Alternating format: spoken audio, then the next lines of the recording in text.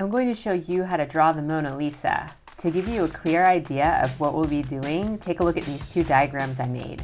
They show an overview of the process we'll follow step by step. We'll start with a piece of 11 by 14 inch multimedia paper. Begin by drawing a circle near the top of the paper.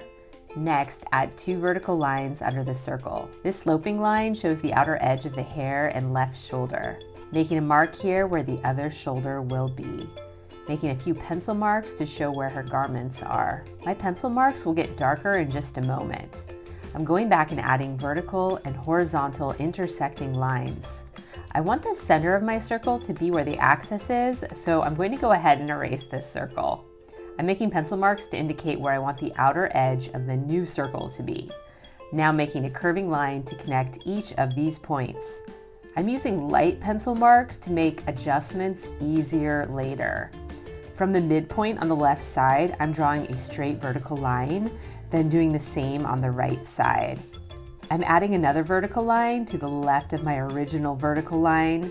This new line will mark the center of her face. These 2 lines represent the arch between the nose and the eyebrow. I'm adding slanting lines, which will be the brow line.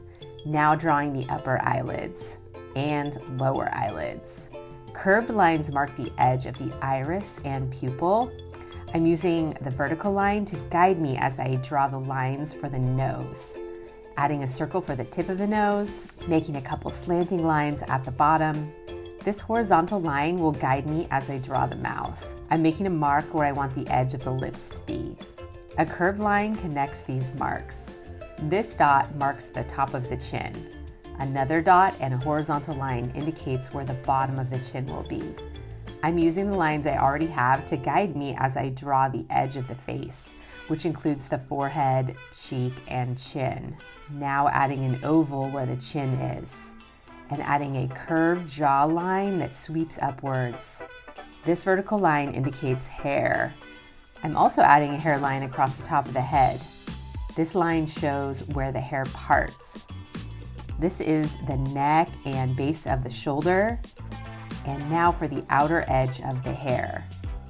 I'm reworking the slope of the shoulder line a bit and adding more of the hair. And now drawing the rest of the hairline. I'm adding this line to extend the volume of the hair. This line here and this line are also for hair. This is the back edge of the shoulder. This is the sloping edge of her garment. This irregular line marks the edge of the hair.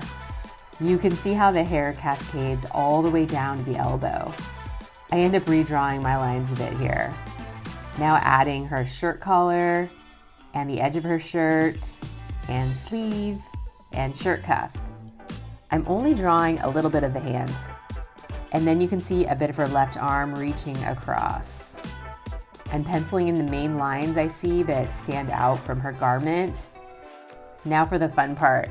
I get to go back and erase all of the guiding lines that I no longer need. This completely transforms my picture. Now it's time to draw the background. Here's a horizontal line and a cluster of trees. I'm adding a couple basic lines to suggest different geographic features in the background. Here are some jagged mountains and a winding dirt road. And adding in some more lines to roughly copy the main lines I see in the background of the painting.